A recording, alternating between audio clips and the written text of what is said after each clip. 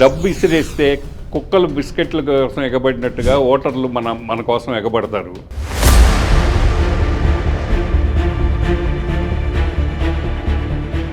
ఆంధ్ర రాజకీయాల్లో తమిళనాడు ప్రభావం అనేది ఖచ్చితంగా ఉంది. ఎవరు లేడీస్ అడిగినా విజయ్ అంటున్నారు. పథకాల ఆశ చూపిస్తే ప్రజలు బిచ్చగాళ్ళలాగా మన చుట్టూరు తిరుగుతారు, మనకు ఓటేస్తారు. ఇది జెన్జీ ఎలక్షన్.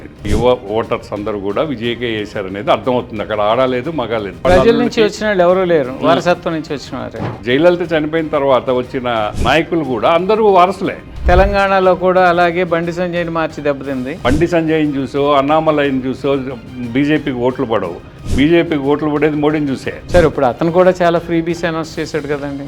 అందులో విజయ్ అనుభవం లేనివాడు, రాజకీయ అనుభవం, పరిపాలనా అనుభవం, ఆర్థిక అనుభవం ఏదీ లేదు ఆయనకి. కార్యకర్తలకి ఇప్పుడు తెలుగుదేశం రూలింగ్లో ఉన్న ప్రభుత్వంలో ఉన్న నాయకులకి టోటల్ డిస్కనెక్ట్ ఏర్పడింది. డబ్బుతో నేను ఓటు కొనగలిగేటప్పుడు ఎవడి కార్యకర్త, ఎవడి నాయకుడు, వీళ్ళతో నాకేం పని?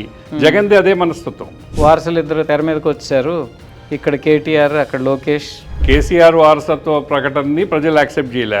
లోకేష్ ప్రకటనని ప్రజలు యాక్సెప్ట్ చేస్తారా లేదా అనేది 2029లో తెలుస్తుంది. కేసీకిను ఎంఆర్ఓకి తేడా తెలియని వాడు మంత్రిగా మన పరిపాలిస్తారు. కలెక్టర్ అంటే ఎవడు, జాయింట్ కలెక్టర్ ఎవరు, ఎంఆర్ఓ ఎవరు, కాగిత పులిలాగా హెచ్చరికలు, మందలింపులు చేయడం తప్ప ముఖ్యమంత్రి చేసిన హెచ్చరిక వల్ల మార్పు జరిగిందని చూపించండి ఒకటి. మోడీ అనేది ఒక ఫ్రంట్ ఫేస్. ఈ సైడ్ మోడీ, ఆ సైడ్ రేవంత్ రెడ్డి. గతంలో ఈ ట్రెడిషనల్ మీడియా ఉండే, ఇవాళంతా సోషల్ మీడియా. కే వార్తని ఈనాడు ఒక రకంగా రాస్తుంది, ఆంధ్రజ్యోతి ఒక రకంగా రాస్తుంది, సాక్షి ఒక రకంగా రాస్తుంది. వాళ్ళ రంగులను బట్టి రాసుకుంటారు.